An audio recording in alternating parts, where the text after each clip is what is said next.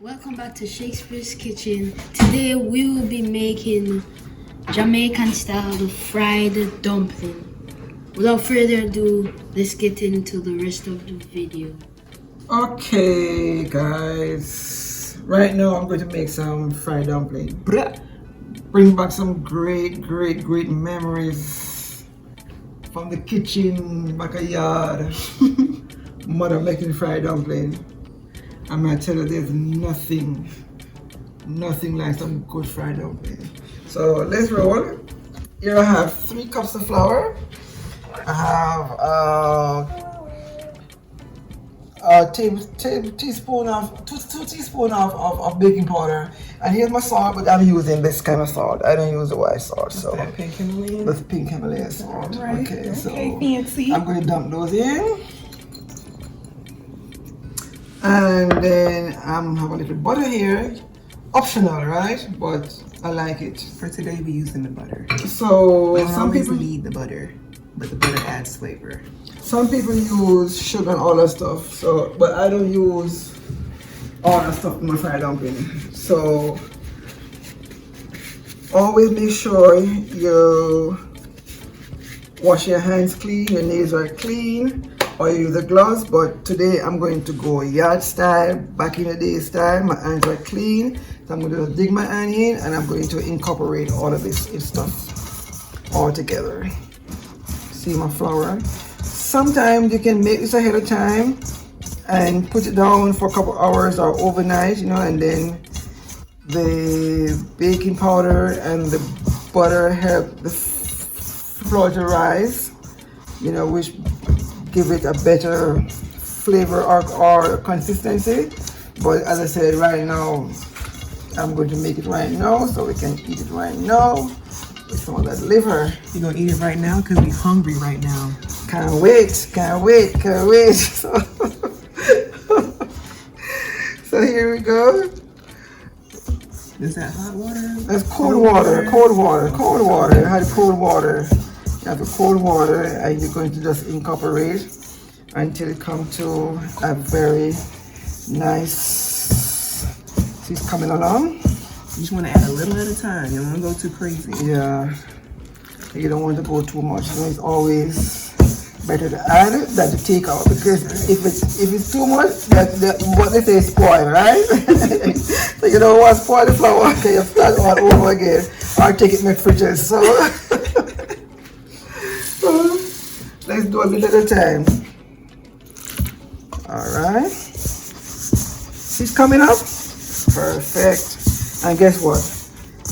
Our oil is eating. Our oil is getting hot. While I'm doing this, okay, so you see, there's no more water. So we just it like this. Knead. Get y'all up close on the Knead. Yes, this is kneading done. Yes. Right. So you fold it up. That's what we call it, kneading. Because you want it smooth. Yes. Gotta have some strong hands. Some people use spoon. But remember, my mother used fair hands, so that's why I use my hands. So you see, my flour gone. So this is how you know you have your right thing. You see, it's not too soft. Dumpling as well. Just right. That's right. All right. So you see, to come. Get Coming ready. along. All right. Sure ready. All right. Then now the other part is the art, and it's an art. Because not everybody can make dumpling. Because you have to know how to roll it and form it. Alright? Show them how to do it. Okay, so then, see? Come show them. Look at that. Alright. Make it look pretty. So then now, we're going to make some dumpling now. But I like to make mine and put them right in the pot. So we're going to go over by the stove. Okay, so remember I told you that I had my frying pan with my oil getting ready while I was kneading. So testing. Yes. See? And you don't want it to cook too fast. So right now I have mine on medium. I'm going to turn it down a little bit less than that because I want it to be cooked hard inside, because if the fire is too high, it will get brown on the outside and the inside will be raw, and you definitely don't want that. Let me show you how I make it. Okay, so I put some extra flour on my hand, and then I pinch a piece like this, and here, you gotta roll it. Roll it, roll it, roll it, roll it. As they say, roll it, girl, roll it, girl. No, roll it, girl, roll it, girl. Whoa, all right. Roll it, yeah. Roll it, yeah. All right, and then that's it. So there we go, right there.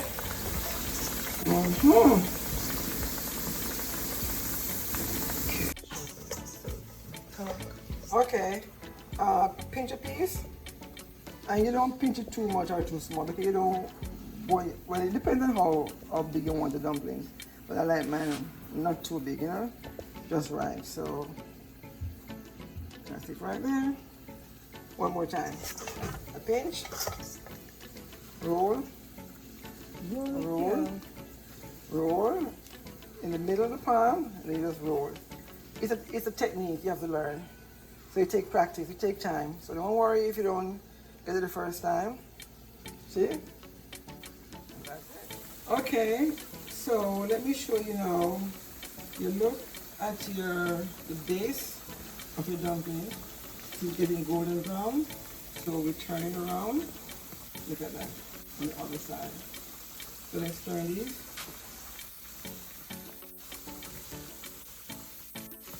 Yes. Nice color. I want you to see how we rate. That is because of your baking powder and your butter. Sometimes I even use milk instead of water. Now that time it is like so nice and light and flaky. Alright, so I'm going to turn all of these, and you can always turn them back on the same side if you want to get more golden. So far we're doing good. Look, you see this one here got burst? That means it's nice and ready, so you can turn it back to it.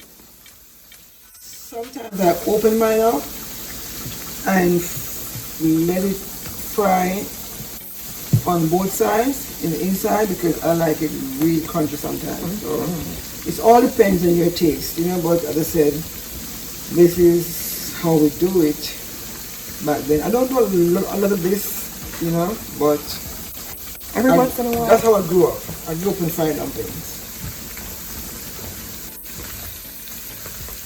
So you see, it's not yet ready, so I let it stay. So as I said, I have my stove right now in medium, a little bit below medium, because I don't want it to burn, and then outside is nice and golden, but inside is raw. So you have to gauge your stove accordingly. And you will see, it's just frying, not vigorously, but At a taking steady its time. pace. Steady pace, yes.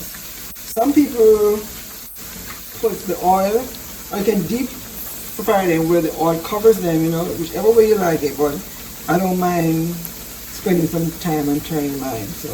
You put the work in, you taste it, and you eat it. The effort that goes in.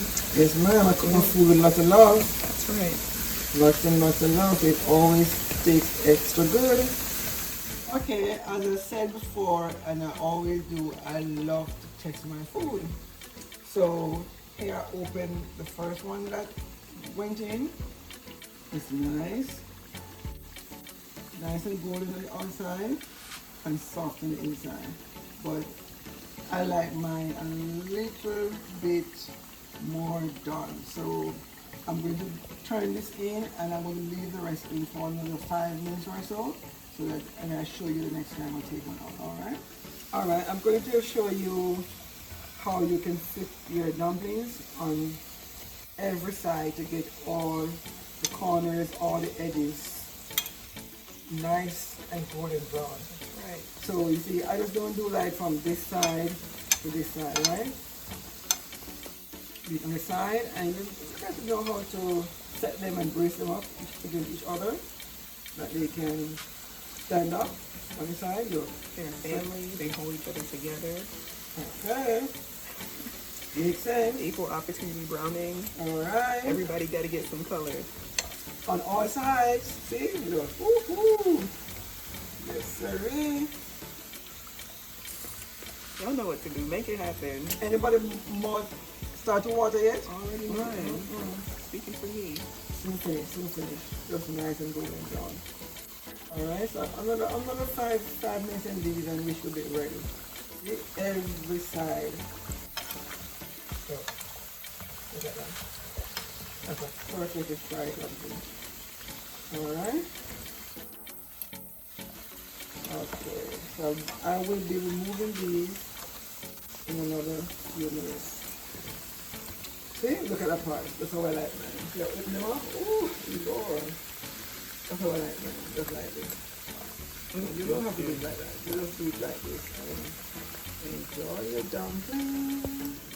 Okay, folks, here we go. That's how we serve it.